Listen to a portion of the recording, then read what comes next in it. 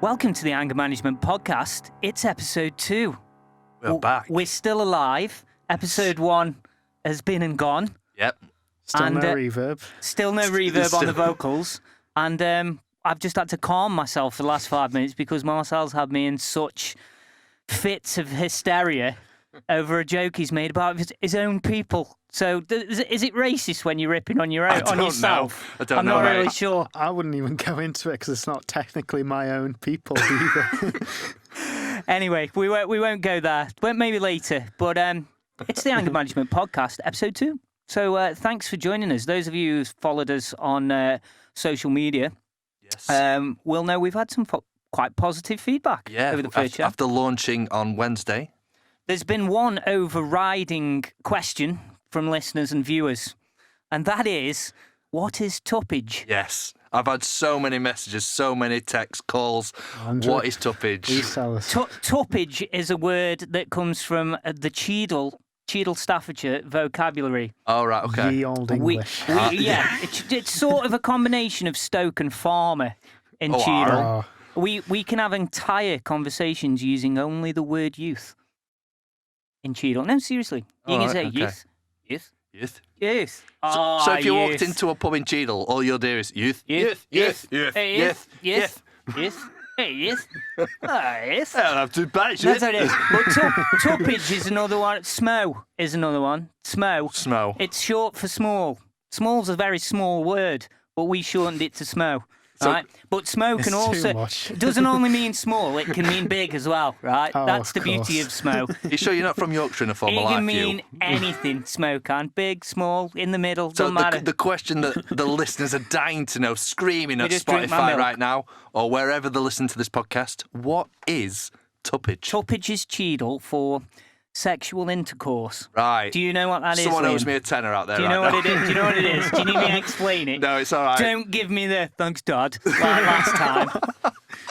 But yeah, it was a sly way that you used to be able to chat with your friends without girls knowing that that's what you were on about. You Yeah. could sort of lean to the side and go, tuppage. Oh, no. Yeah. You know, that's what it is. So those of you who guessed right, well done. Yeah. So we've got a few different topics again that we want to talk about this evening. Liam, youth? it was your Yes. your idea to talk about driving and which people drive which vehicles. Yes. I think Liam's had a bit of a bad day vehicle-wise today, Oh, actually. don't go there. Tell the listeners Probably about what's happened to fueled you, the Liam. I bet he's listening right now. The people at the car depot are just like, that bastard, I know where he's from. I've seen him before. Isn't he on that podcast? And the best podcast around right now. Best podcast in the world. Global. Number one. We are a global podcast right Number now. 1 in Kingsley Holt. Basically, I'll give you the short story. Basically, I took my van in for a service this morning, my work van, and they gave me a hire van. And then no more than 13 miles later, after having the hire van, 13, specifically. because it's important, it broke down. Yeah, it did. So all afternoon, I've been running around chasing AA, chasing them up, took it back, and they said, "Oh, we'll have to wait an hour and a half for a new van." And I'm like, "Mate, I'm going home in 20 minutes. I'm not sitting here for an hour and a half. No chance." I've got a question for you, though, Liam. You're employed, right? Yes, So you still get paid. yes. So why do you care? I'm not bothered. Well, there you go. I'd be broke down 7 days a week and not be bothered by it. So if you're self-employed, you could get the fiddle out and start playing. But if you're employed and you still get paid, I'd just sit at the side of the road for 8 hours and go sleep. I just break down in my bedroom. But we wanted to discuss stereotypes, Yeah. really. Yes. Certain people always seem to drive certain vehicles, right? Anyone with The one I'm going to come out with first is one Go that on. I'm sure we've all become aware of it in so much that drug dealers always drive black BMWs, yes, right? with blacked out windows. With blacked out windows, right? It's the drug dealer. If you went to buy a car, right, if I was a copper, Yeah. I'd be on the garage forecourt looking out for people buying black BMWs with tinted Yeah, that's windows. it. Absolutely, I'd be like, looking at this black BMW, are you, mate? Can I just check your pockets? Blasting out some niche. But it's ridiculous. They're always drug dealer cars, right? The other one that gets me, right, there's a very specific type of person that drives a Range Rover Sport with a personalised number plate, right? People with microscopic penises. I only know one person, right? I'm not going to mention any names. And They've got a small he drives penis. one of those. Well, I wouldn't know about his penis, to be Well, honest. you never know. We can guess, right? Youth. But I've always thought the Range Rover, right? If you're going to buy a Range Rover, buy a Range Rover and like bog it round a field, right? Fair enough. That's how. Why would you buy a Range Rover Sport? Why not just buy a sports car? Buy a sports car and drive around fast in it, because that's a lot cooler Just drives than around buying Hanley. a great big car that's supposed to be for driving across farms in, right? And putting sport on the back of it. What's that all about? It's mad. I am impressed. You know, you wouldn't buy a Volvo Sport, would you? You know what I mean? Or a Clio Sport. Well, there is a Clio Sport. I know, but why would you have one? I've always thought stuff like Clio Sports, right, like Fiestas and that kind of car. Nothing wrong with that kind of car, but and you always see the chip eaters, as we always call them, Right. and they have them cars, and it just looks like the mum's got back from work. They've borrowed the car. Mum's put them on their insurance. They borrowed the car, but before they leave, they get underneath, unscrew the exhaust, and put one of them ridiculous foghorn things on the don't get back. me started. One of them, and they come past you at like 20 mile an hour because it makes the car slower having them exhausts on. And I think to yourself, hurry up, mate. Mum's got work in the morning. I just want to touch on one that used to live next door, but one to my parents. I can say it because he'll never listen to this. And he used to have a Renault Clio, right? Clio. Can we just stop you right there? It's Renault, not Reynolds. Renault. Reynolds. Or whatever. Whatever. Reynolds. Whatever. And, That's one demerit point for Liam. I also drive a Pergo.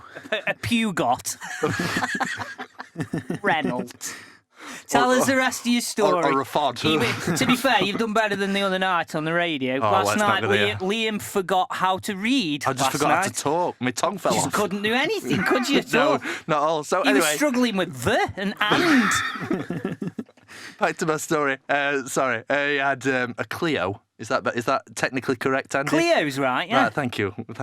Nicole, Papa. Those of you my age who remember those adverts. Oh dear. And he had a Clio, and it was just a base Clio, but it had a spoiler on. It had go faster stripes because they're going to make a difference. It had a big chuck off 2 exhausts, and my favourite is social media account sticker in the back window. What, like? Go and follow me on Twitter at Big Dick Exhaust 46. No, mate. he had his own social media account, and not like a business, but his social media account. Yeah. On a Worse if it was sticker a business on the one. back of his car. Yeah. That's the saddest thing So I've ever anyone heard. driving behind him Did he can have a see- personalised number plate? I bet he wanted I one. can't remember. I bet he wanted one, It was mate. his I'm going to phone find number. out. I'm going to find out. Personalised number plates. Any listeners who advocate personalised number plates, please get in touch and tell us why they are such a cool thing. Yes. Because I don't think they're a cool thing. No. Farmers driving tractors, right? Yep. No, Every single very one of them. stereotypical. Every single one of them. Those of you watching on YouTube will be able to see this now. Hi. Farmers always look happy as fuck when they're driving a tractor because they're always doing this. Wherever they're going, they might have been up since 3 a.m, had 2 flat tyres, mauled the bollocks off for like 5 hours. They're on the way the mechanics get a part they desperately need, dead pissed off, but they still. For anyone listening on the Shut. podcast, just explain what you're doing right now. I'm bouncing up and down. You see when you overtake them or you're behind a tractor, and you'll see them bouncing like even the horse looks happy while it's bouncing like that. So Andrew, It's great. Last episode, you forgot to tell us what your dream job was, and this really fits with what you're talking about. I did tell you what my dream job was, but we mentioned it on the radio the other day, and we forgot to tell everybody. Yeah. We bigged it up and then forgot to tell everybody You before spent the a show good started. 20 minutes saying So like... I wanted to be, my dream job is to be a dairy farmer, and that's one of the reasons, because I want to drive along instead you want to of be being... able to like jump up and down Every time I drive my car, I end up feeling pissed off because I'm stuck behind some numpty. If I was the one with them all queuing up behind me being pissed off, I'd be like, yeah, dead happy. Middle My finger up, horse just would be like- happy bouncing up and down on my tractor seat. Telling you. That's living the dream, isn't it, Andy? It is living the dream, mate. It is living the dream. Oh dear, but no, other ones as well are, how can I say it without offending people? Bimbos, like blonde, you know, the stuck-up lip filler, blonde extensions.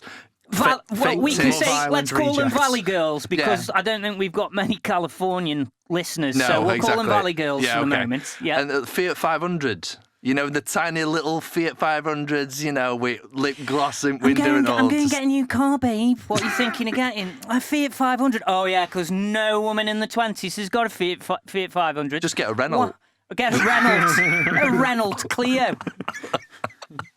Yeah, but I know what you mean, Fiat 500. It's like every single girl in the world seems to have a Fiat 500. They are pretty cool Or cars, aspires actually. to have one. They are pretty cool cars. That is a life ambition for a female. Career day. What do you want in life? What do you want to see yourself in 10 years' time? In a Fiat 500. In a Fiat 500. I'm actually I'm a biker. I'm a motorbikeer. Yes. I don't know if either of you knew that, but I have been all my life. I love bikes. Cars, I've had a couple of nice cars over the years, but mainly cars for me have just been something practical for work and for getting about and for taking the kids wherever they need to be. But bikes, I love bikes. I've been out on my bike today for like 3 hours in the sun. That's why I'm looking a bit red.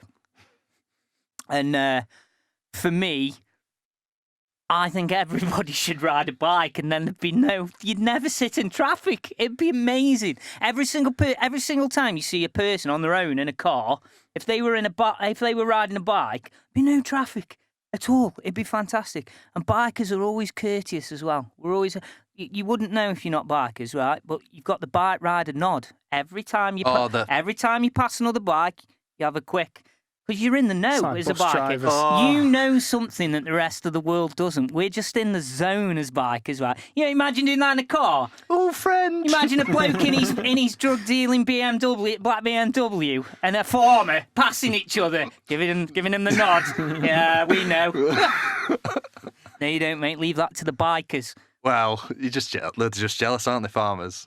I know. Jealous of what? They've got the best life in the world. Just look at him. Happy. Again, bouncy. he's doing the jump. He's doing the little... Bouncy, mate. Bouncy. We need like audio descriptions. I know, we do. So anyway, I got a couple of videos from Liam earlier in the week trying to describe to me what this TikTok malarkey is all about. So you did your own work then? Well, not really. I just let you send me two videos. Based off of the video. One was of a young chap, probably in his 20s or something. He reminded me a little bit of Punch off Punch and Judy. Had like a bit of an elongated chin and nose somehow. He reminded me of my sister's horrible ex-boyfriend. And he was singing a conversation from someone was having on Facebook, a social media conversation. He was singing, and it was like this mad conversation, and he was singing it, and it was actually quite funny. Yeah, I got to be honest, I was like, it cracked me up a bit. That did. But then the next video, I don't even know what it was. It was just an attractive young lady with very ample bosom. Yeah. And then I don't really know what happened. It was like some weird. I don't really know what was going on. I want to do like a Trevor McDonald moment with a book. You know, this is your life. Andrew Stevenson, this is TikTok. And that's pretty much what it was. Yeah, that's basically it wasn't TikTok really is. anything going. It wasn't like she cured cancer in this video. But or it had anything, like with giant boobs. 500,000 likes and so many views, and it's that's like, what come I on. couldn't. I was like, I wonder why. I'm not quite sure what differentiates this from soft porn. Really, Remember, I said though, didn't I? This is last a kids week. app. Yeah, this is a kids app. Really? This is I didn't know that. My This is I didn't know my that. sister, who is in year 8 now, she's got the app. And This is designed for children. There is no YouTube age restriction. Wow. You've got to make well, I an didn't know account. that. Yeah. I'm literally Verify, discovering this right now. So that video that you sent me with that lovely young woman, I've got to say, Yeah. that video is up there for kids like my son's age to see. Anyone to see. You don't even have to make an account for Wow. TikTok, I don't think. No, I don't. That's grim. And that's why they all get TikTok famous, then they go on to be Insta famous and get a life famous. You know, it's just, it's not for me. There are people who have made millions of dollars in the past hour because of a video of them lip syncing to a song. Yeah, someone not else even has their own made. song. Not even their own song. So it's literally a platform for people to be on to try to be famous with zero talent of any I kind said whatsoever. This last week. MC summarised it I literally said perfectly it last week. It is a talent show for absolutely insane. untalented people. Absolutely Spot insane. on. We have got some talented people on this show tonight, though. We're trying to promote as much unsigned music as we can. One reason is that we're not allowed to play any signed music, right? Because we'd just get hammered for copyright. We don't want that. With me being a local audio producer and engineer and a local musician, we're just trying to give a bit of a platform for unsigned artists to Express themselves. to express themselves. And especially exactly. in times like these, when obviously they can't do gigs and they can't go out as a band or whatever. Well, it's tough. I mean, pubs have started opening up now, but it's still incredibly difficult for anybody in the entertainment industry. Yeah, I speak for my own, for myself. I've got 3 gigs for the entire year, and one of those gigs is the birthday party of my bass player's mum. So actual real gigs, I've got 2 for the entire year. And I would normally play 2-3 shows per week. So and it's not just me, it's the same for everybody. And those of us who have got gigs coming in are being asked to work for a tenth of the price that we normally, which I won't do. I'm not getting out for 20 quid. Would you go after perfecting your art or your job for the last 30 years, would you go out and go work all day for 20 quid? No. Well, there you go. It's insane. Would you get out of bed just for 20 quid? Well, no, I wouldn't. I would All day absolutely for not. 20 quid? Absolutely not. And so we just want to have a little bit of a platform for local artists to show us what they're made of. Yeah. So we're gonna start with a friend of mine, Levi Nappa. Levi is an amazing singer-songwriter, acoustic artist, engineer. He's a brilliant lad, and we're gonna play a song called "Don't Expect Me to Be There." This is Levi Nappa. Check it out, guys.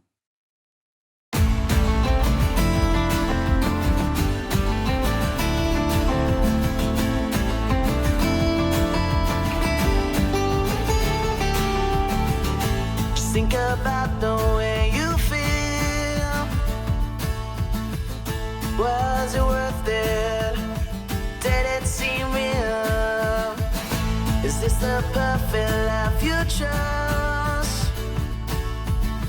Your eyes are dead with a black tip nose.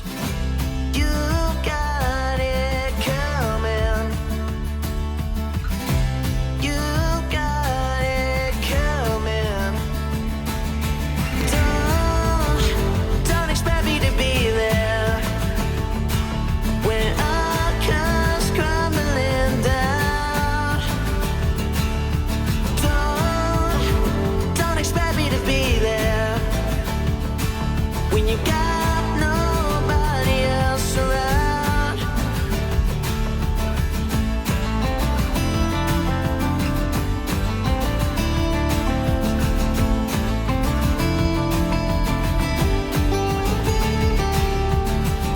Does it get lonely in your head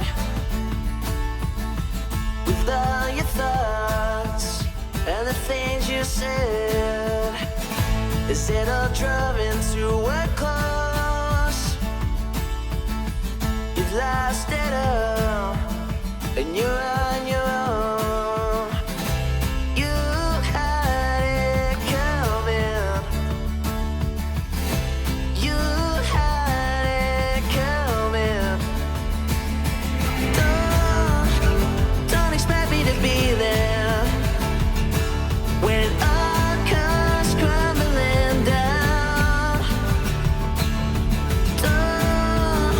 Don't expect me to be there when you got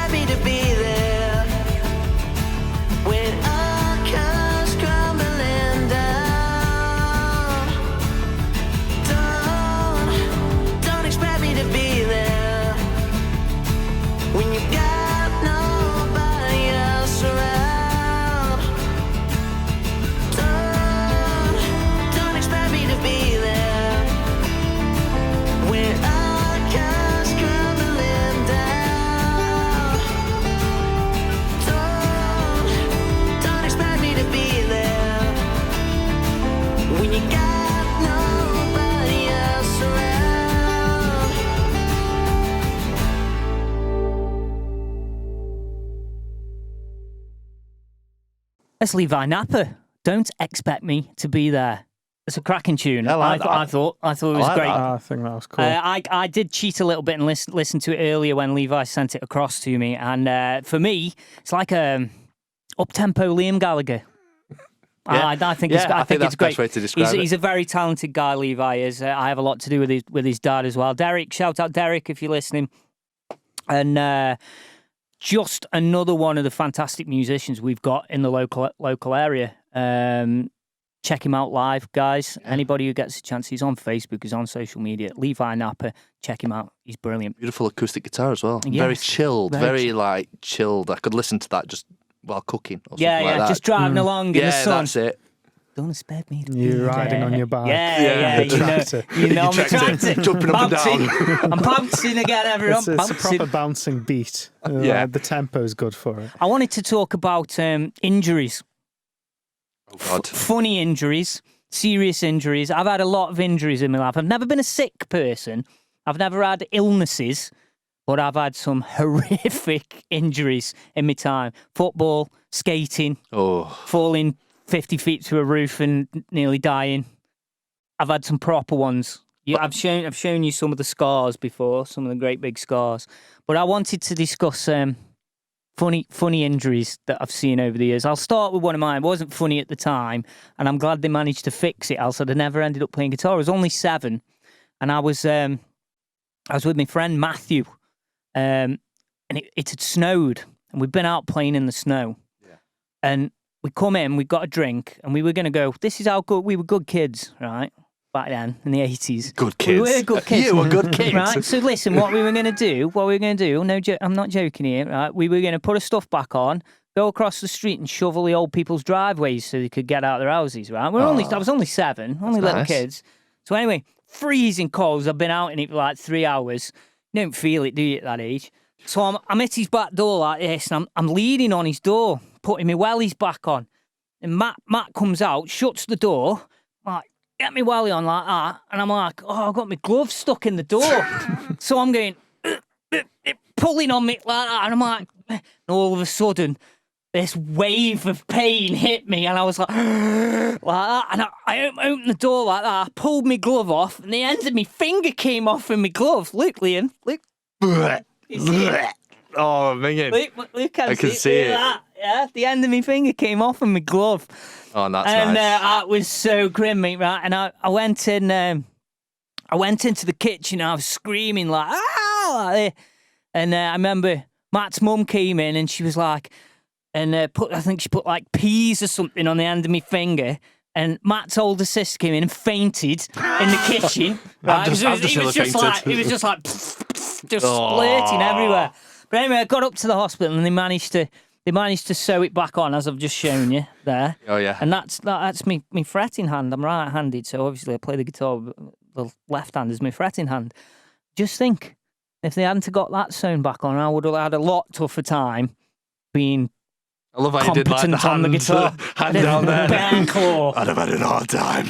So for me, that was the first. I look back, and it was quite a humorous injury. And another one that I told you about before we started recording was walking up to the top pitch at school. I think we were in year 9, and we were going to play cricket, and we were just doing some little warm ups. So as we were walking up to the pitch, just throwing the ball a couple of yards and then knocking it back. Yeah. And one of the lads just decided he was going to launch the ball from 2 yards away, and he just swung at it and smashed it straight into my friend's face from about 3 inches away. Nice just guy. Bang, whack, like, that was painful, but we all found it hilarious, as you do when you're in year 9. A bit of pain for your mate is funny, isn't it? Yeah, of course. You know what I mean? So I've always liked a humorous injury.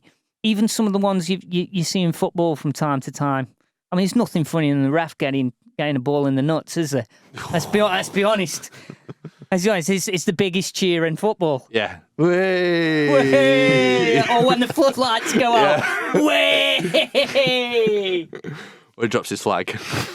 But no, funny injuries are something that have always tickled me for some reason. I don't know, and I kind of feel guilty about it sometimes. Like, here's another one.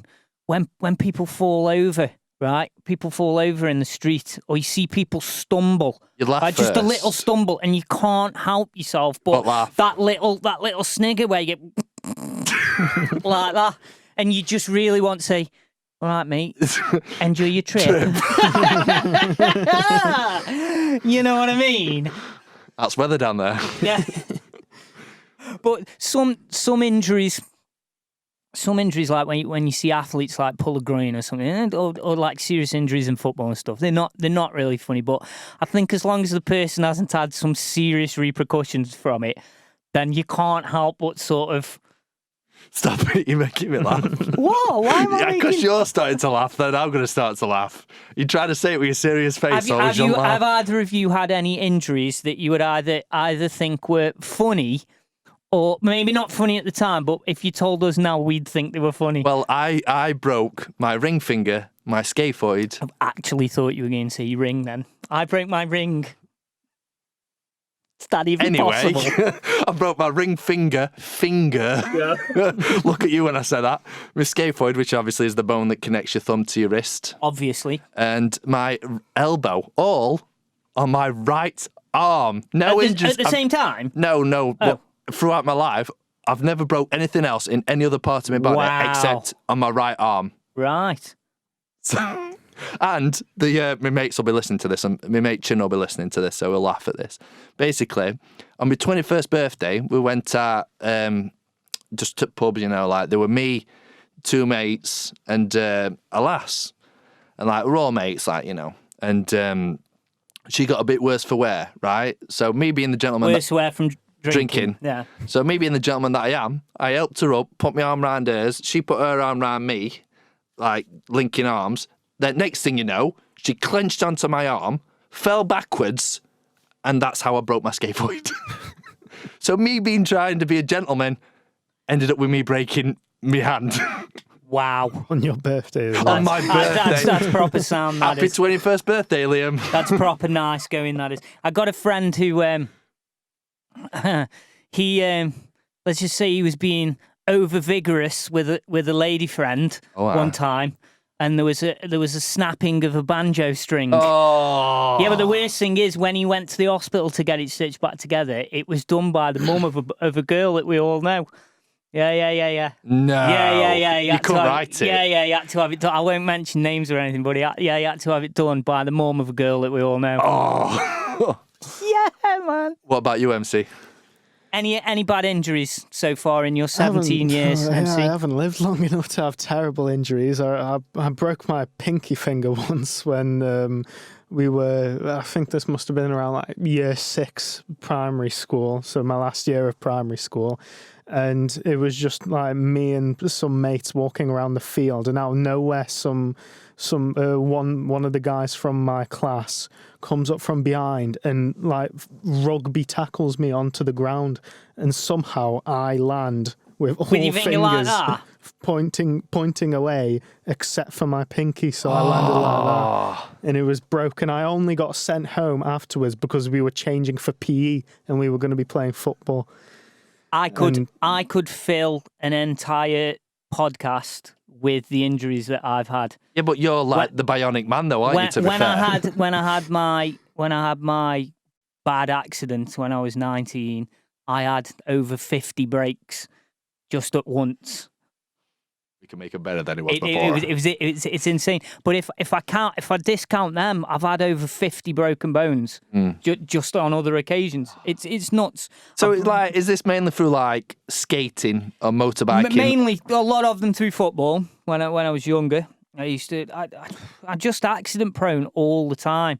I went for an X-ray on Saturday on my arm because I think one of the plates of my arms moved a little bit and it was really hurting. But it's been all my life. I just seem to run into trouble with my skeleton all the time, and it kills me. It kills me. I must have broke my left ankle. I must have broke 20 times through football, through falling over at skating, and it drives me insane. Fingers crossed, I haven't had a break for about 5 years now.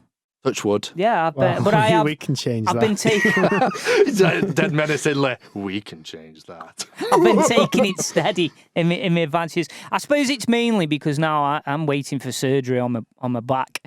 Now I've got to have some plates put in my spine. So a lot of the things that I would have hurt myself with in previous eras, I don't do it. Obviously, I'm retired from football, so I can't even play five-a-side or anything yet. Tired, you're only 27, aren't you? Well, yeah, 27 plus 13, yeah. Oh, well, yeah. Yeah, close enough. So you plus me, basically. Yeah, basically. Would you believe I was fit and healthy once? No, I was. I've actually been out and had a little skate today. I've try and keep myself. Because my back's been a little bit better recently, so I'm trying to keep myself as fit as possible. But it's Roller hard. skates. It's hard. Yeah. So skating, yeah. I can't skateboard. Holding on to his youth, MC. Well, I think that's an important thing for us, though. Do you won't understand this at all, MC, but you're getting to that age now where you'll start to understand, Liam. But I think that it's important to try and hold on to that youth a little bit because it's so easy to get. I have a lot of friends over the years who they get married or they have kids, and you literally never see them again. Which is a shame. I got friends from when we're 19, 20 years old who literally meet a girl and I never see him again. I've gone from seeing him every day and I never seen him again, ever. And my eldest is 21 next month and I've got 2 children and it's never stopped me doing anything, ever. Of course. The only thing you've got to do when you've got kids is plan better. You've got to look at what you've got to do, where you need to be, who needs to be, and plan. You can't just drop everything and say, yeah, I'll go have a kick around. You know what I mean? Then put your back out even further. You just have to plan things. And I can never... I find a lot of people use having a wife or having children as almost an excuse for the life to stop. And I've never understood it. I don't get why you wouldn't want to try and hold on to the things that make you happy. I'm not saying that being married wouldn't make you happy or having kids wouldn't make you happy, but everybody's got those things that they love doing, and a lot of people stop doing them as they get older, and I don't understand why. Your kids, Andy, so like the things that you loved as a child, do they love now? Have you like implemented that into their upbringing? Well, it's strange really because I have to say, Liam, no. But both of my children, I mean, my eldest is a girl, and obviously it's harder for dads and daughters to have that much in common. My 2 things have always been sport, which is from my dad. Yeah. My dad was a brilliant footballer. He's still a county golfer at 67 years old. And he's fantastic sportsman. That was instilled to me. And that's what me and my dad always did when I was a kid and still do now. Everything we talk about and everything we do is sport related. But my son hasn't got any interest in sport at all. He's not bothered by it at all. He's very musical. He's got an amazing voice. He's gifted musically, but he's got no interest in it. Not yet, anyway. He was only 9 2 weeks ago. But he's got no interest in it. He loves computer programming. Is what he. Oh, right, okay. I don't even know what he's doing. He keeps showing me stuff. He's like, right, I've done this code and I've programmed. And I'm like, it might as well be into Swahili for me. I haven't got a clue what's going on. Is he into like video games and stuff like that as well? Yeah, he likes gaming and he creates he plays robots or whatever it's called. So, but he creates levels and he creates his own levels and everything. And I'm like, it's all over my head. Double the goop to you, innit? And I got to be honest, in a way, it saddens me in a way because I want something in common with my son. But then I have to think, you just have to let them follow their own path, go their own way, whatever it is. And I suppose I relate it to, by the time I was 12 and I discovered that I was musical and I had a talent for music, and my dad and my mum aren't musical at all. And my dad always, even though he didn't really understand anything about music or the music industry or playing as a musician, he always sort of stood behind me and he'd run me about and he'd always help. Even though he didn't have a clue what was going on, my dad just wanted me to be a footballer, right, which I did as well. I think all dads do, to be fair. But then I realised that being a footballer, I probably wasn't quite good enough, but being a musician, a songwriter, I was actually really good at it. And my dad always stood behind me. And I suppose I have to do the same thing with my son. But it does upset me sometimes because I wish we did have some. I wish he liked cricket or so just something we could. And I've tried everything with him. I've taken him to cricket. He still goes cricket now. He doesn't mind a bit of cricket, but he likes the social side of it. My son does, not the sports side. Yeah, if that makes sense. I were brought up with similar interests to my dad. To be honest, I learned obviously a lot of my influences and the things that I enjoy and the things that I love doing are from my dad. Because when I was younger, it'd just be me and my dad, and like we'd watch films together or like listen to music together. And like obviously, I'm in radio, as you know, and in radio, he's in the radio like a little gremlin. Yeah, basically in the radio. I'm on the radio, and like I said, music is a big factor to me, and it's something that's influenced my career paths, my career choices, things that I'm interested in, and the professional career that we were touching on in the last podcast that I'd like to pursue. And I think but as a kid, I don't know where it came from, but I was fascinated with dinosaurs. And is it just me, or are all like kids? Most kids are fascinated with dinosaurs. Yeah, they are, mate. I wouldn't even say kids to this point. But you should see my girlfriend. Marcel's like, yeah, I love dinosaurs. Well, I'm intrigued by dinosaurs and that sort of stuff. But you should see my girlfriend. She's obsessed with dinosaurs. Hang on a minute. Marcel's got a girlfriend. Didn't you know this? No, I had no idea about this on the last podcast. No. I thought you were on about Tinder on the last podcast. Well, I was on about it. I even said she's not listening. Yeah. She being his girlfriend. Shout out to Marcel's girlfriend then that I didn't know existed. Yeah, she really likes dinosaurs. For her birthday, which was in February, because I knew she liked dinosaurs. We watched the newest Jurassic World movies because she's already seen like Jurassic Park and all of that. Great films. And so I got her a Minecraft world that was in to scale replica of Jurassic World with all the dinosaurs and everything that just like roamed around. Amazing. And you could Is see there a little every Danny attraction. Snedry that gets eaten by the Dilophosaur? Spoilers. Unfortunately, no. But there's like you can spawn sheep on the press of a button, and like the T-Rex will come and eat it. And you can watch behind a glass, and you can make your own dinosaurs through eggs, like combining DNA and stuff. Mate, when she's playing, do you put a little glass of water on the side and then stamp on the floors? So it makes like the ripples. I was in year 7 when that came out. The original Jurassic Park. I had a massive crush on it. Lex, the girl was called Lex in it, and I remember because I actually read I'm an avid reader, and I read Jurassic Park when I was 10, and I didn't understand it all. I got the main gist. The scientific side of it was over my head, but I loved it. I loved this premise of dinosaurs and people, and then they made it into film, and I was just like, and I've never been a big film person, but I loved Jurassic Park, and I loved it. I was year 7, so I was like 11, 12, whatever it was, and all like hormones were starting to go all over the place, and I was like, this is like dinosaurs, this amazing girl. What more could you want in a film, really? Honestly, Jurassic Park. It's all about Ellie for me. Was Ellie? Yeah.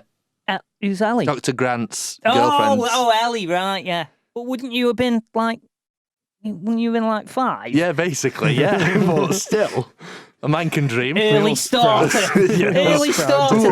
Yes. Liam was shaving at 6. I've never shaved in my life at 29. We send him down the offie for half a dozen Tennant super when he was 7. Some White Lightning and some supers. So, we're going to have some more music. The next song we're going to play is a song called The Old Piano. It's by 2 friends of mine, Leigh Bucknall and Adam MacGuire. I first met these guys, must be 10, 12 years ago. They were playing with a band called the Bad Rats, an amazing band who were probably going to play a song of theirs next week. Leigh and Adam are amazing musicians, both of them, absolutely amazing. They're from down towards Birmingham, so I'm not exactly sure whereabouts, but they played loads of times at our local pub here. And I first got chatting to them when I used to do the sound engineering at the pub, and the Bad Rats played, and they were like an Irish folk band, but unbelievable. And then Leigh used to play in a band called Green Bay, a Green Day covers band as well, and they're just great lads, great musicians. So this song is called The Old Piano. Let's check it out.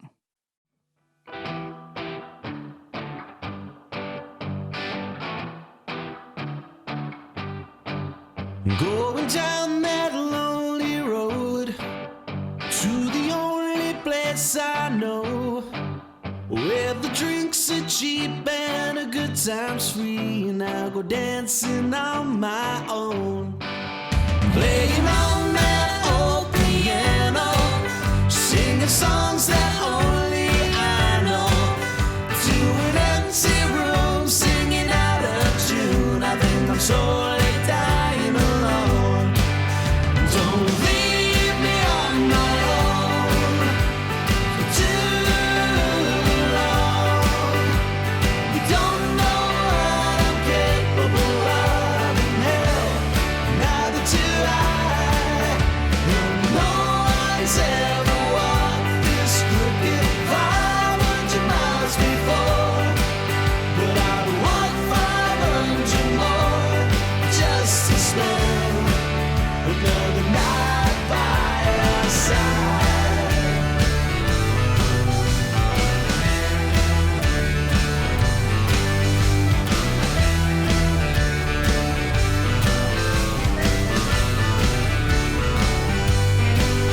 It's a long, dark, lonely road to the only place I know. You don't get nothing for free, it's like I'll always be dancing on my own, playing on that old piano, singing songs that only I know, to an empty room, singing out of tune. I think I'm slowly dying alone. Don't leave me on my own for too long. You don't know what I'm capable of in hell, neither do I. And no one's ever walked this crooked 500 miles before, but I'd walk 500 more just to spend another night by your side.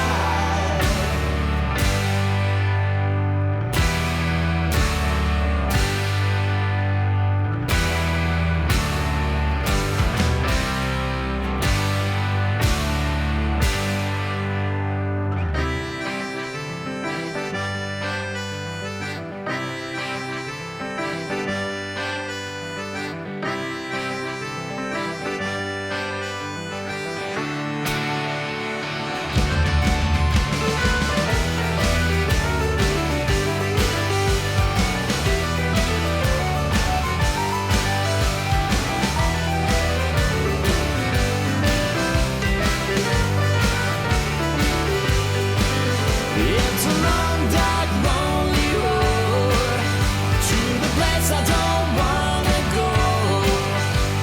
My legs are weak and my body is beat, but I'm still dancing on my own, playing on that old piano, singing songs that only I know, to an empty room, singing out of tune. I think I'm slowly dying alone.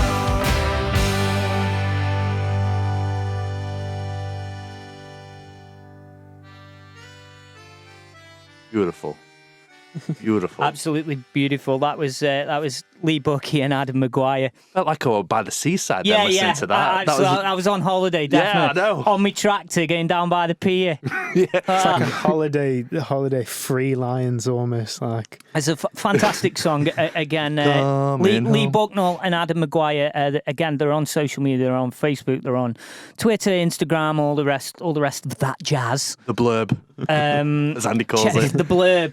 I just can't get my head around it all. I can't. Yeah. Which does actually Kids bring these us days. to Liam. Tell the people how they can watch the podcasts and get in touch with us if they want to. Yes, we are on all socials. So obviously we launched our Facebook page, our Twitter page, our Instagram. You can find us all on there. Just type into the search bar the Anger Management Podcast. Or if you're on Instagram, it's Anger Management Studios. So yes, that's us. That's us. That's definitely us. And like I say, if you're listening to us right now, thank you very much for listening to us. You can also watch us on YouTube. You can listen to us on Spotify and Apple Podcasts. Just wherever you get your podcasts. Wherever the podcasts exist, you can find us. That's where we are. There will be a Linktree link in every description that you can find that can take you to your preferred streaming service. And also blanket coverage. And also to leave a message to us if you want to. We will be deleting any abusive messages, just so you know. It does make Steve-O pretty sad. Grief is fine. Banter is fine. Anything abusive will be put in the bin. We don't want or Andy's chucked in the crying. sea. I like chucking it in the sea. Liam wanted to talk about, continuing his theme from last week about lazy jobs. Liam wanted to talk about lazy comedy. Yes, this is a theme. It is even lazier than ours. Lazy comedy, and. It's just like those people that you've seen. There's comedians that make millions and renowned for doing this. Like fat people making fat jokes. We get it. You're fat. You're fat. You know what I mean? But like Melissa... I'm not fat and big bone. Mr. Garrison. Screw you guys. I'm going home. I don't know what that was. But Melissa McCarthy is just a name to pluck out of thin air. And she's just released a film called Thunder Force, which is basically her... Thunder Force. Thunder Force. That sounds like a 1980s Mega Drive helicopter sim. I don't know if it's like a play on Thunder Force. I don't know if it's a play on Thunder Thighs, because she's fat. She's fat. No, just stop it. Just stop it. But like people like that, and I just think it's so boring. It's so... The fart jokes are another one. Oh, no, I've got to disagree with you on that one. Come on. No. Terence and Philip on South Park are one of the most... And the Queef sisters. Yeah, but... No. So get out. Get out. I'm not having that, It was funny in 1997, not 2021. It's been funny since the dawn of humanity, and it's still funny today. Oh. Right? I'm gonna say this. I'm going to say this to you now, right? That was fart. No matter how bad your day has been, right? It does not matter if your wife's just left you, right? Your car's broke down and you've been sacked that day and you found out you've got leprosy, right? Oh, God. That day, if you hear a fart in the right context, in the most beautifully inappropriate moment, at the right pitch, with the right amount of squeakiness and wetness ratio, right? It will make you laugh. No matter how detail. No matter so much detail. How bad your day had been, a fart in the right place is the funniest thing in life. Are you sure this isn't a kink at this I know, point? It's just... Are you all right? No, lads, I'm sorry, but in the right moment, a great fart is still the funniest thing in life. MC are looking at you like, what is going on here?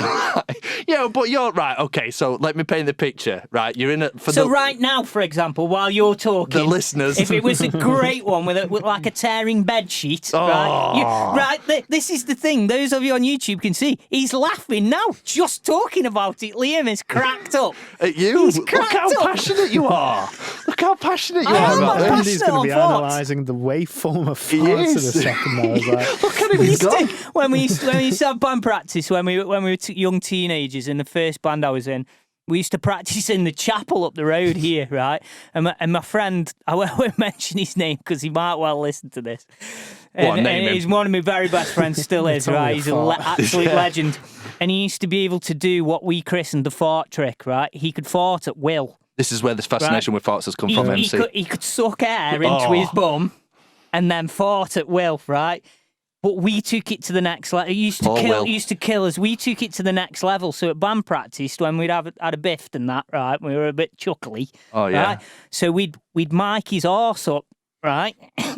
We'd get the microphone, mic him up. Drum kit. Yeah, but no, I still haven't finished. How has this come from? I still haven't finished. Oh, my God. Then we'd put it through a multi-effects processor. We'd put war on it and delay on it. It was great. It was great. Misspent youth. We've gone from talking about fat jokes to fat. So I see what you're talking about, like keeping in touch with your youth. Yeah. Exactly. But sorry, Liam, you're wrong on that front. Farts are funny. We should have a poll. We should make a poll. A Graham poll. A Graham poll. We should make a on Graham. the Twitter page. On the Twitter page. Anger Managed Pod. It's very simple. Are farts funny?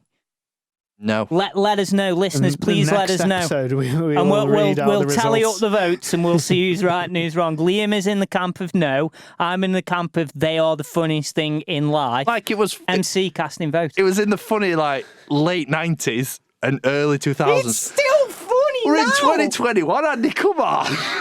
Comedy doesn't move along that much, mate. It doesn't evolve that much. Farts are funny. It's lazy writing. MC. It's lazy comedy. It's the same as people falling over randomly. What's that part from that old Monty Python film? Was it The Life of Brian, where he calls he's got a friend called Biggest Dickus, something like that, Biggest and all the guards Dickus, are yeah. laughing. Great friend in Stuff Worm like called that, Biggest Dickus. That's a great scene. That's a great film, actually. There's a wife, you know. For me, lazy comedy. It's not really. It's not really a stab. Leave fart jokes alone. Leave them alone. They're funny. He's got a shrine. I find lazy. Of the best just behind this jokes. camera. It's just behind this camera. I find lazy comedy comes more in sitcoms than anywhere else. Yeah. When it's canned laughter. Just about Have you ever watched an episode of Friends where they've taken out the laugh track entirely? Oh, yeah. If you start mocking Friends, Marcel, you can get out as well. Well, I'll happily leave. No. I'll happily leave. You can never tell me. You can never you're convince hammering me. two of my favourite institutions here, farts and Friends. We've upset Friends you. farts. The only sitcom I have ever watched and enjoyed was How I Met Your Mother. Because the story was all right. It's all right. Some of the jokes were like that's a forced laughter. I think the first four series of Friends are absolutely brilliant. It tails off a bit after that, but sitcom, I think there's so many. If you've ever watched sitcoms where they only last for like a season because they are thoroughly crap, and it's almost like the jokes. Going back to South Park, there's an episode where they have a funny bot, and it's basically Cartman. Not Cartman. It's this robot that they've invented that just comes out with jokes, and they're just regurgitated crap that have been used. And that's what the whole premise of the episode is. That's what it feels like watching a lot of sitcoms. Simcoms on the rocks. And it feels like that they've just got like a drawer full of jokes, and they just randomly take them out. All right, we'll use that one. What should we have today, lads? That one and that one. And I can't. It's like having token characters in a film. Like, let's stick a token gay guy in this new Netflix that film. happens so much these days. Comic relief in serious films. It's just like, no, you're not even funny. Jar Jar Binks. Exactly. Kills me. Jar Jar does. I was so excited for that film. I still liked it. I just didn't like Jar Jar Binks. Well, like the new film that's out at the time of this podcast is the Godzilla versus King Kong. I don't know if you guys have seen it. I haven't seen it. And there's a guy in it, and it's just what I thought was a girl until someone called him Paul or whatever his name is. I don't really care. And he's the comic relief, and he tries to be funny, and every joke is just like, oh, this is awful. That's just gone a bit south side, isn't it? And everyone's like dead silent on film, and I'm like, just get out, just don't come back. Get in the sea. It's like having a terrible Will Ferrell in your film. Like, Will Ferrell is that kind of like token comedy character in he every is a film, funny dude, but though, isn't he? He is funny. Yeah. And that's what I see a lot of films try to do, is because they realise they need to stick some comedy in. They'll stick a character specifically for that because they don't want to ruin the image of every other character and not make them seem serious. So they just stuff some random guy. Sorry, MC, but there are a few films that, like, even now that try to replicate the comedic genius of, like, Monty Python or Airplane or things like that. And it just doesn't land. And I don't know if that's just a sign of the times or fart jokes are funny. All right, Andy. Which they are. grow up. And No. The lead song on my last album with my band Round in Circles, the lead song is called Never Grow Up. Track 1 is called I'm not Never Grow Up. I was expecting you to say the lead song was made with nothing but farts. yeah, And it's then fart box. I would have agreed It's with something you I'll then. be up for doing when we're actually moving to a new premises. Anger Management Studios are soon, so maybe the first record we do Since we MC, made it global. can be Over I'm my joking. just living farts. I'm body. joking. I'm joking. Over my living body, Andrew. I will not let that. You'd love it. You'd love it, mate. I'm retiring But after 2 episodes. yeah, but for me, it's not so much a stand-up thing. I always think stand-up's either bad or good. There isn't really a middle ground with stand-up, and some people are great at it, and sometimes it works, sometimes it doesn't. I'll give you an example. I love Ricky Gervais. Oh yeah, Gervais. Gervais, Oh, Reynolds, well, hang on. Ricky Reynolds. If I you're- love Ricky Reynolds. If you're I gonna have do. me for Peugeot, I'm sure it's Gervais. I'm sure that's how he says his own I name. don't even know Ricky anymore. Gervais. I feel like I've heard more people say the S, even though Yeah. I'd agree with you. Like, We'll I think find- that's his homework for next I'd week. We'll say- find out for next Yeah. week. That's See his who's own right. See who's right on farts and see who's right We'll on do another. on We'll do Gervais. another poll. We'll have a couple of polls and then. So, for me, Ricky Gervais, I've never seen him make a bad program at all. Everything he's done is fantastic. The Office, Extras, Derek. Have you seen that newest one he's done on Netflix? It's like Afterlife. Yeah, or something Afterlife. like Yeah, that. they're that's all, they're great. all That's really good. fantastic, right? And he's brilliant. You listen to him in interviews, and he's brilliant. You listen to him on his podcast, which was made podcasting what it is. If we're honest, it was the biggest podcast, most downloaded podcast ever, I think. The Ricky Gervais show. Yeah, his stand-up's crap. You watch him presenting the Golden Globes. Yeah, and yeah, he's yeah. ripping on everybody, Yeah. and it's great. It's hilarious, but his stand-up's It's crap. like, oh, don't applaud, don't thank you, everyone. Like, don't He's thank amazing. God. Just get up, get your globe, and fuck off. And it's like, yes. I think he's one of the most talented comedians of all time, but I don't like his stand-up at all. Can't say don't I've really think it's seen great. much of his It's stand It's up. not. It's not great. Only my opinion, but it's not great. But he makes up for it. You know. There's some people who can cross the divide. I think Peter Kay is one for me. I mean, Peter Kay's stand-up is legendary, and Yes. his programs are also just. Phoenix it's- Nights. Well, is- there's never been I mean, Car Share was the last one he did, which is also just pure genius. It's great.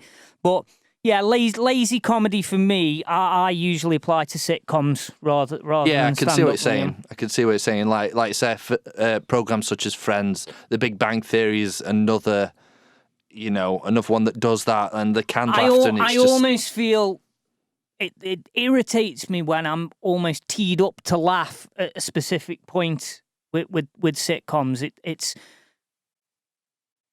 when one I've been watching recently is Brooklyn Nine-Nine. My wife got me into that, and I think that's one of the very few good. I know it's not sitcom, is it? But it kind of is a sitcom. It's one of the few good ones recently, I think. Most of the jokes hit home on that.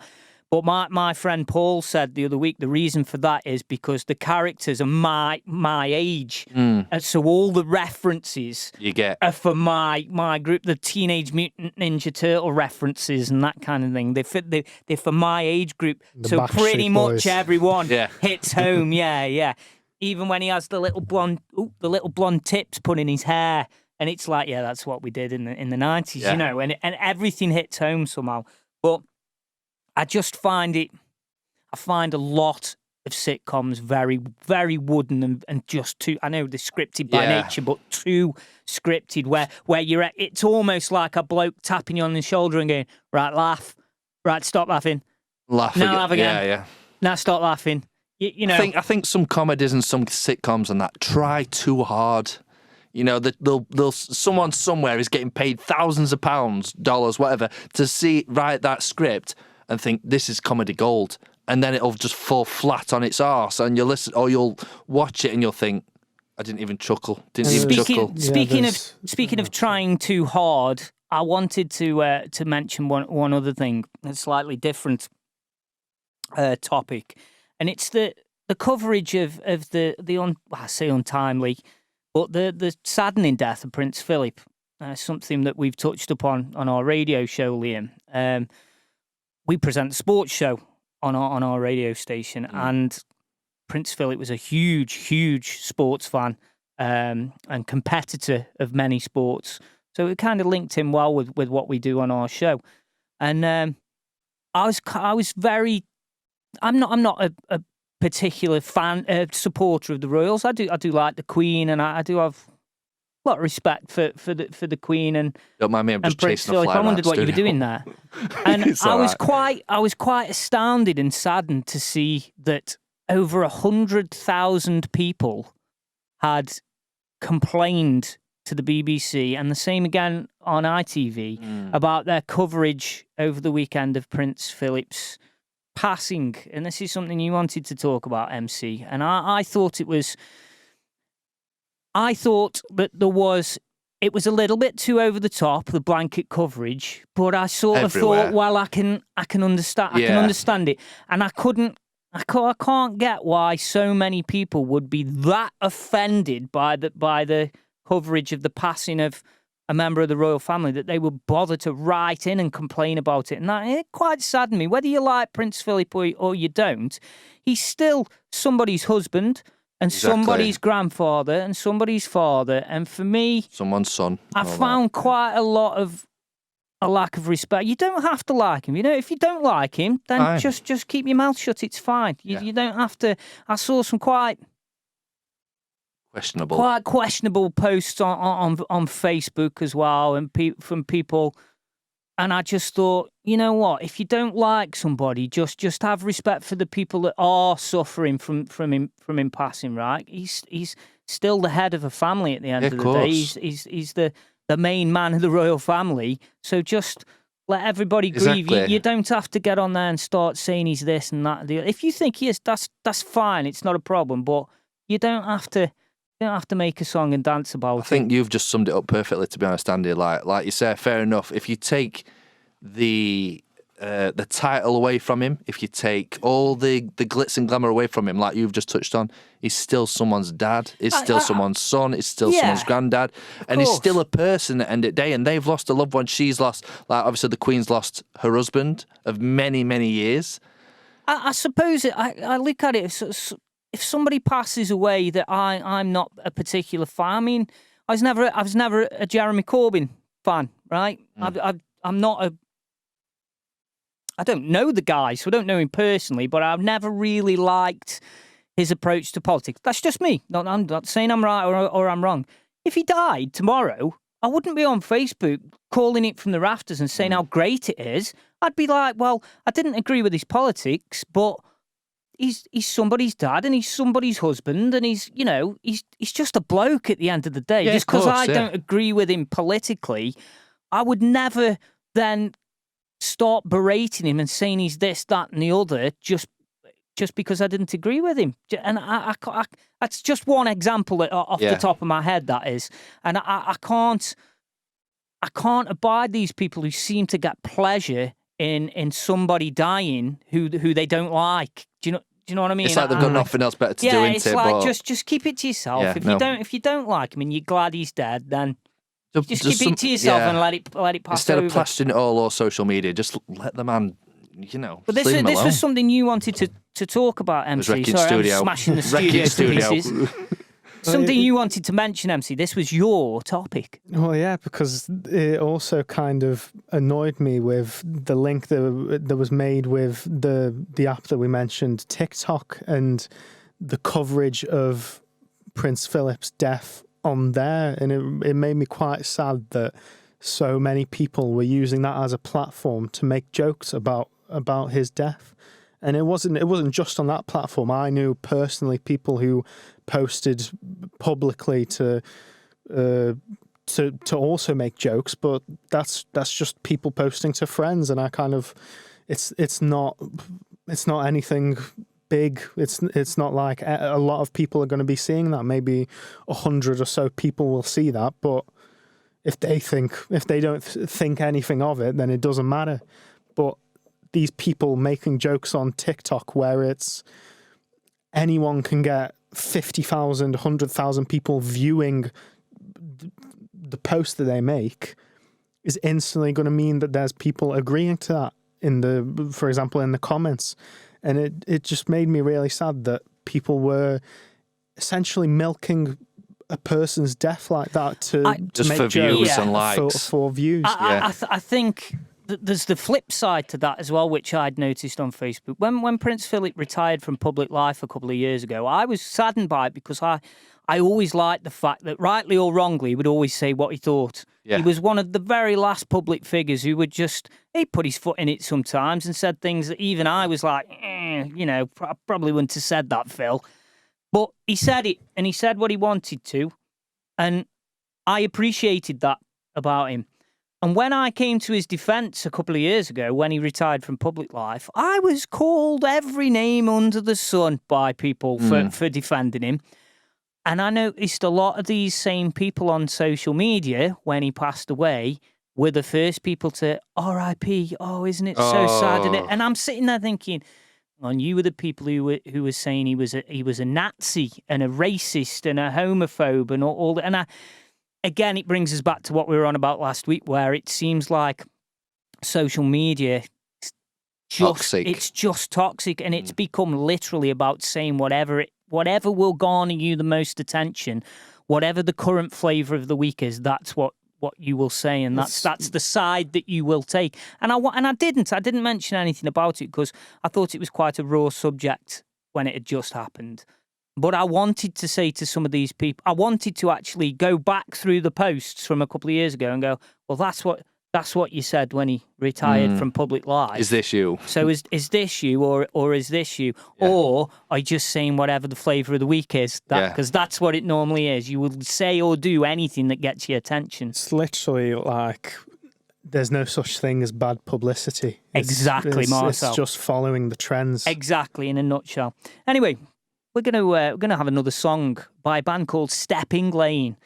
Song's called Too Hard to Let You Go, and Stepping Lane singer, songwriter is a friend of mine, Rob. You know everyone, you. I know a few people. Musically, I do. I've played several times with Rob on different shows, and again, fantastic musician, local, Stoke-on-Trent. His band are great. He plays acoustically on his own. He plays in his band. He plays in a duo, and he's absolutely fantastic. We're going to listen to it. Stepping Lane. This song's called Too Hard to Let You Go. Let's go. Let's check it out.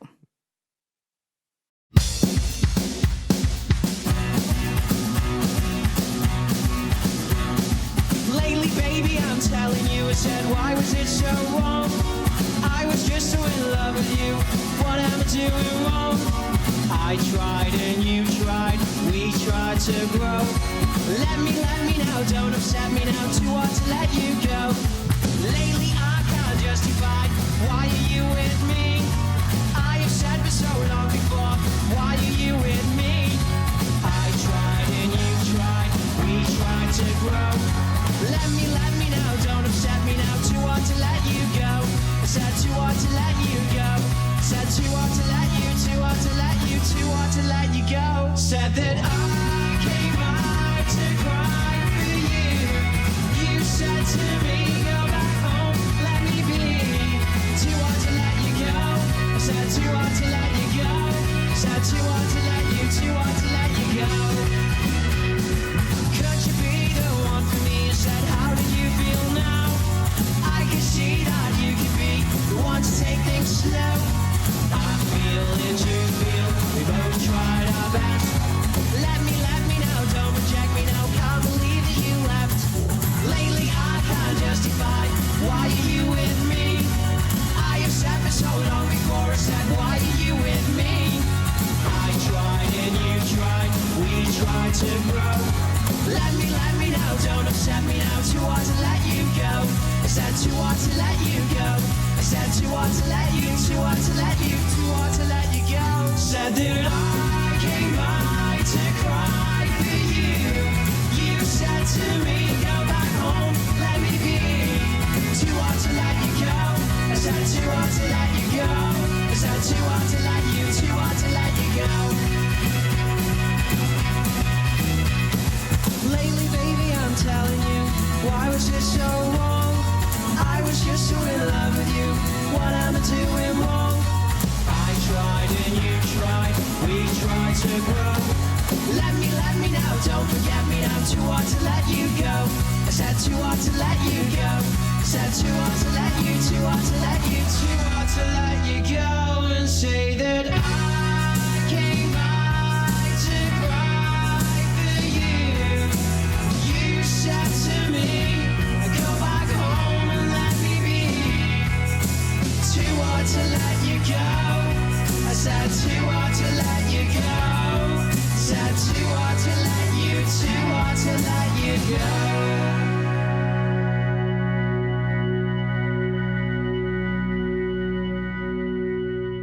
So that was Stepping Lane.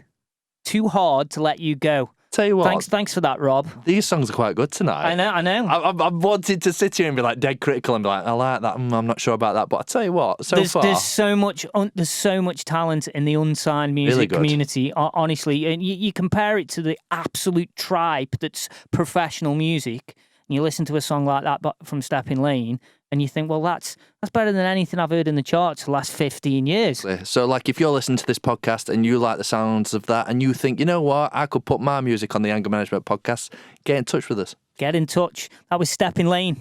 Thanks for that one, Rob. Last night, I was lying in bed. Careful, where we're going with this Mrs. here. had fell asleep. Yeah. Careful. Mrs. had gone to sleep. And I was still awake. I was still a bit awake. So I thought, what am I going to do? And I ended up downloading the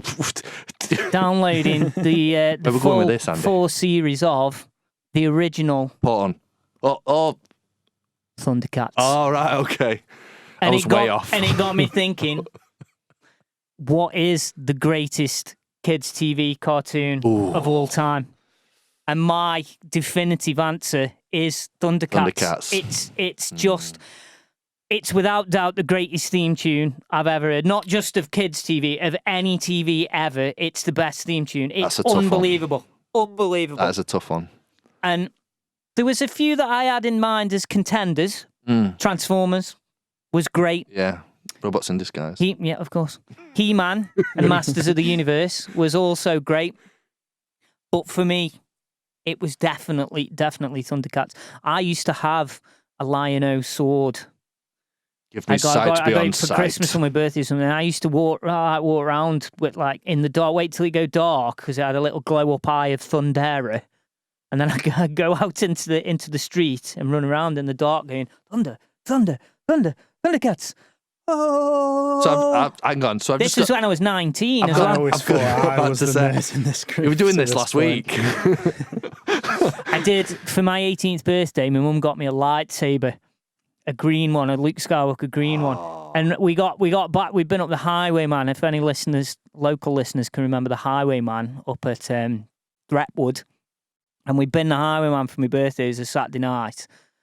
Come back 3-4 o'clock in the morning, plastered. And I decided I was going to put my mum had this like big long duffel coat thing with a massive hood. So I put that on, got my lightsaber out, went outside. My best friend Paul whacked me with a stick and snapped my lightsaber in half at 4 o'clock in the morning. Nice guy. I was not happy with him. I got him back though. We shaved his eyebrow off. I don't think that was the same night. If you're listening, Paul, I'm still not sorry. 22 years later. Oh, it's so funny. It's so funny. We were all asleep in my caravan, and his mum knocked on the window for taking work. He's working at Alton Towers. His mum knocked on the window, and we heard Fent like rustle like this, get up, open the curtains, and we were all like, all we heard was his mum go, "Oh my God, Paul, what have they done to your eyebrow?" We're like, oh. But the best bit was, my friend Rich had shaved it off. I'd drawn it back on in blue biro. It was just... I bet you did an awful job as well. I did a terrible job, mate. He wouldn't even pass as an eyebrow. Oh, it was great. So we're still not sorry, fans. Love you, mate. Love you. But yeah, we're friends like best, that. Oh, we were great. We're still best friends. Who now. needs enemies? We're still best friends. Best cartoons for you as a kid, Liam. Oh God. Or were you one of those who were you even allowed to watch cartoons? I was allowed to or watch were you cartoons, like too naughty? No, we only just discovered electricity in Sheffield. Up north. Up north, beyond the wall. Dexter's Laboratory stands out as one. Dexter, yeah, I remember. I do remember that just about. Dexter's. That was probably a terrible rendition. Courage the Cowardly Dog. No, I can't remember that. Powerpuff Girls. I like Powerpuff Girls, there you go. Trying to think of a few. The Simpsons. Oh, Simpsons is classic, Yeah, but as we all know. there's ones like that everyone just knows, such as Who Lives in a Pineapple Under the Sea. SpongeBob. Exactly, Yeah, he see? does. Yeah, Everyone knows that even one. I know that one. What about yourself, Marcel? Oh, see, speaking of The Simpsons, I think I quite like the rendition Green Day did for the movie. Oh, yeah. Green Day, I remember that. Yeah, Yeah, that was good. I like that. That was pretty cool. In terms of just TV shows in general, I watched a lot of Phineas and Ferb. Phineas and Ferb was great. The theme song for that Perry was the amazing. Platypus. The ending theme song was better. They It had was, so it was many- Bowling they had- for Soup, if I remember rightly. The Phineas and Ferb theme song Yeah, I is think Bowling so. for Soup. I've got one for you. Am I right? Am I right? Am I right with I that? feel think like so. It's definitely like a well-known band. Go on, MC. I'm You were going to gonna say something earlier. I know. I was just going to say, like, there's just so many songs in Phineas and Ferb, like when they did like the films and stuff like that. They had so many good songs for all of them. I remember that one where they were on like summer break or something, and at the very end they did this like big summer song, and I always remember like listening to that on YouTube just because it was such a cool song for me when I was a kid. And Two for me was the original Spider-Man animated series and X-Men animated series. Oh, yeah, both brilliant. Both brilliant. Yeah. Oh, Spider-Man had a couple. There was a few, radioactive Yeah, it was like, yeah, that's it, Spider-Man. That was the Spider-Man, late that one. was it. And then the one from my generation was Spider-Man yeah. does whatever a spider can. And then there was Classic. the PlayStation 2 Spider-Man pizza song. I'd say that's the I was best right. one. Bowling for Soup. Is it Bowling for Soup? Phineas and Ferb, yeah. Oh, the more you know. Yeah. But I did like Phineas and Ferb. My daughter used to watch Phineas and Ferb. She's more your kind of age group, so I used to watch that all the time. Most of the Cartoon Network Yeah, they were TV shows had. I just think were back good. in the 80s, cartoon theme tunes were just better. Teenage Mutant Hero Turtles. Oh, yeah. I mean, come on. Yeah, of Dun, course. dun, dun, dun, dun, dun, dun. It was great. It was Yeah. absolutely fantastic. But I'm still yet to hear anything that beats Thundercats, lads. Mum-Ra was the scariest bad guy. I mean, he still would give children nightmares now in the digital age. He was so scary. Ancient spirits of evil. He was grim. I was getting a bit scared last night. I was watching it in the dark. I'll tell you what, I'm gonna, seeing as though you're saying it's winning so far, I'm gonna put this to the listeners right now that Okay. are listening. Wherever they're listening to this podcast, there's a description down below. If you want to send in your voice clips or your messages or comments, can it beat Thundercats? Can anything beat Thundercats? Let's find out next week. Nothing can beat the theme tune. Definitely not. Fighting talk. It's proper. It is proper fighting talk, Would Liam. you technically count the Yellow Submarine by the Beatles as a TV show? No, It was on TV. No, I'm not. It's a crap Beatles song anyway. Rum. Rum. What about Bill and Ben? Flower Pot Man? Well, you might not know, but the Tracy Beaker theme song. Oh, my my generation daughter will loved probably Tracy agree with Beaker. me. I know that one. No, Tracy Beaker's still on. They had their the first episode in a couple of years, not too long ago. 'cause I Yeah. remember It was my girlfriend mum watched had it on the telly when I went and get Littling the other day, and Joey. I was like, "Is that Tracy Beaker?" Like as an adult. Yeah. Yeah. Tracy Beaker's still rocking. Can't remember the theme tune though, so it doesn't beat Thundercats. Oh, here we go. Ah! Selective hearing. Did I mention that Vale are the best team in Europe, Liam? Oh, God, not this Just again. putting it out there for everybody. Not this Six again. wins. We're Six not wins in a row. We're not going to open that to discussion to the viewers because six- we're getting six- cancelled. Not that again. I've got a friend called Chris Malin, and Chris is a producer engineer, similar to myself. And Chris has sent me a song that is done in his band Electric Virgo, and it's a song called Love Machine. It's not a cover of that girl band. Who was it? Yeah, Girls Aloud. I actually, right, I'll give you a little thing to when we're on a break. I'll show you this. Right, there's a guy in the video with that, and I swear down it's Thierry Henry. right? In the video to that song. I'm just a love machine. Gonna have to check it out. He's like a waiter or something, and it's Thierry Henry. I'm sure it's Thierry It's either Henry. him or his double. Yeah, one or the other. But anyway, going back to Chris, this is a song that Chris played all the instruments on this song and produced and engineered it. The only thing he doesn't do is the vocals. I have had a listen to this song, and it's fantastic. So again, check it out if you're interested. It's Chris Malin, Electric Virgo. The song's called Love Machine. Let's have a listen, MC. Drop it like it's hot, MC. Do it. My friend Chris Malin with the song Love Machine. And for me, I said this to you while we were off air, it sounds like Madonna. Yeah. It sounds like a modern Madonna if Madonna was still mint. Beautiful bass riff, though. Yeah. Well, Chris is a bass player. Oh, you can tell. Yeah, you can tell. But personally, I think the production from one producer to another MC, I'm sure you can weigh in with this. I thought the production's excellent on that. I really like the synth. Yeah. Work in Very that. very modern sounding, and I loved her voice. I think she's a modern Madonna. Ooh, if that makes sense. That's a big compliment. But that's Tongue twister. Electric Virgo, guys. Check them out. I'm sure they're on all the usual social media hubs and places What's that the I track called again? pretend to not know about. The track's called Love Machine, MC. Love Machine. Not the Girls Aloud version. Anyway, we watched the Girls Aloud video, Yeah. and the general consensus is it isn't Thierry Henry. It looks nothing it's like just Thierry me Henry. being blind, basically. Are you sure it's not just your eyes that are fucked as well as your back? Probably, mate. Probably. But I still think those of you who've got YouTube, check it out. Girls Aloud video. Thierry Henry at the end. He's a waiter. Tell you, moonlighting when he was at Arsenal. He weren't paying him enough. He was moonlighting as a waiter. Tell him Steve-O sent you. We wanted to have a little bit of a light-hearted chat again before we finish. Last week, I asked you guys what you could be, what you would like to be if you could do any job in the world. And this week, I want to stay on a similar theme, and I wanted to ask you. This is something I was thinking about when I was watching TV the other night, and I wanted to ask you both if you could invent one thing.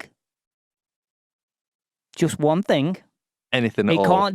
not something that's already been invented. I don't mean like Right, okay. invent the microscope or something like that. Something that hasn't been invented.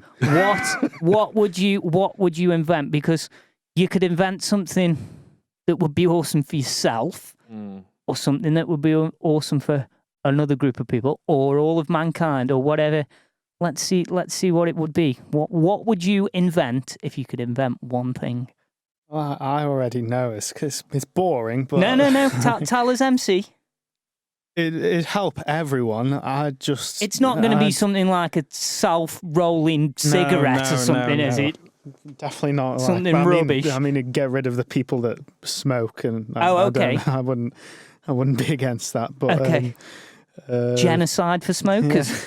It's not something we do condone on Anger the Management Anger Management No, podcast. that's- But I'm last joking about week that one. MC did say he would run some kids over as well. So we all know who the we've got space we all know for who the jokes. worst is on this podcast. Go on, MC. But I'd make unlimited storage on all devices. Your phone, your laptop, everything.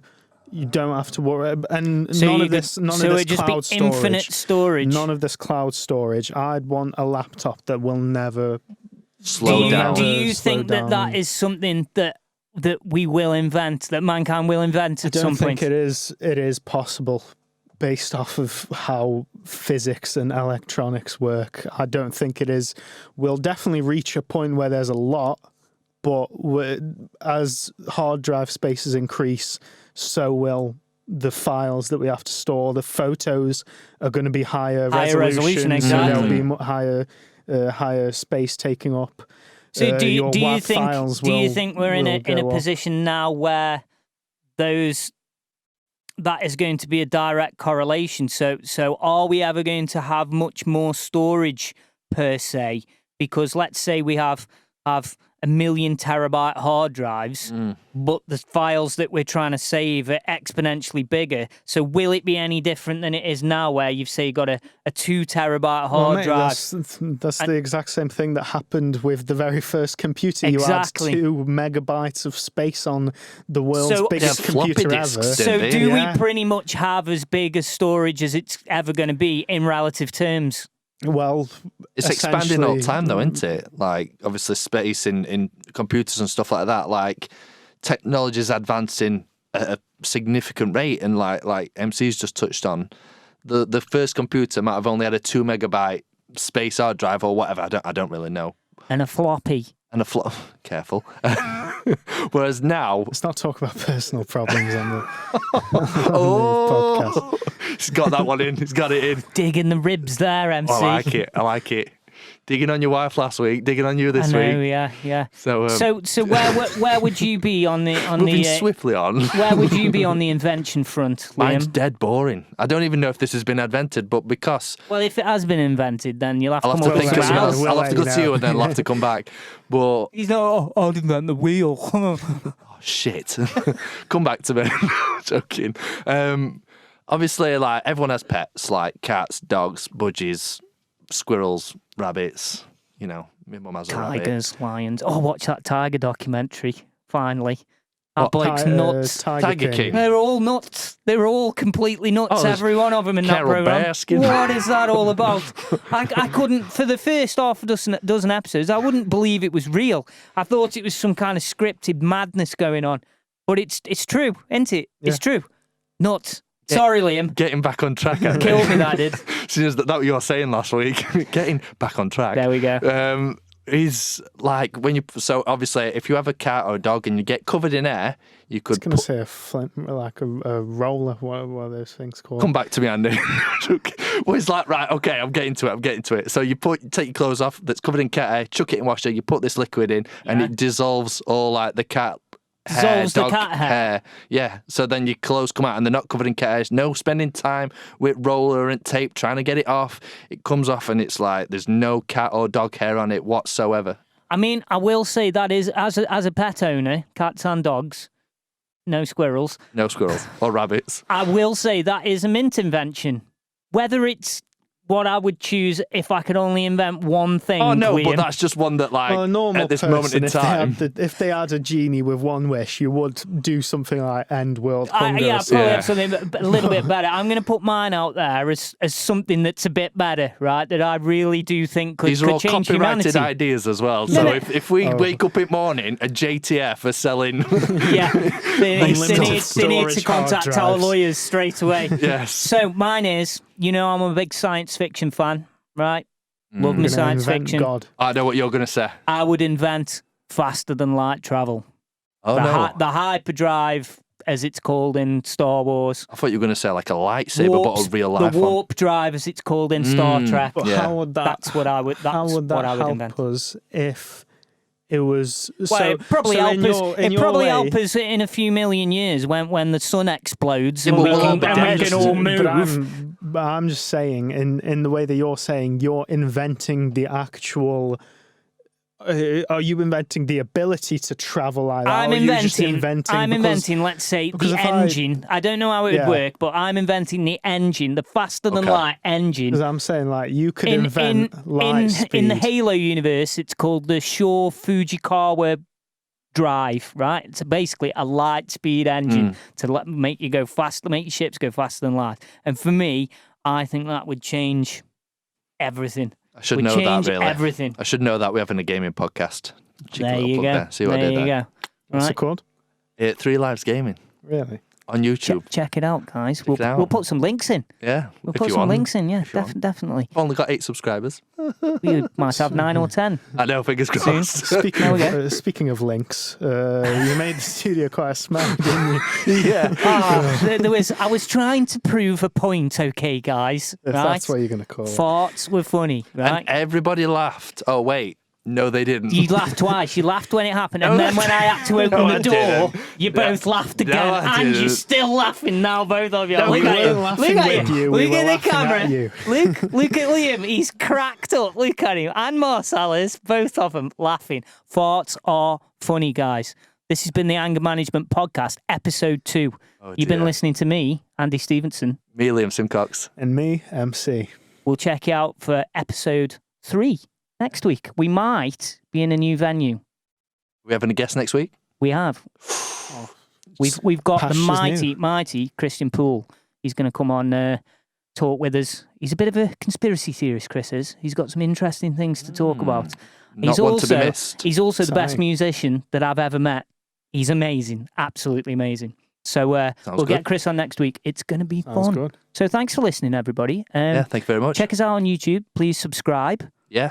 You can find us on Spotify, Every little helps. Apple Podcasts, and we're in the process of moving over to Apple Music and Amazon Music. So keep your eyes out for that. Blanket coverage. Thanks for listening, guys. Cheers, guys. See you next time. See you later.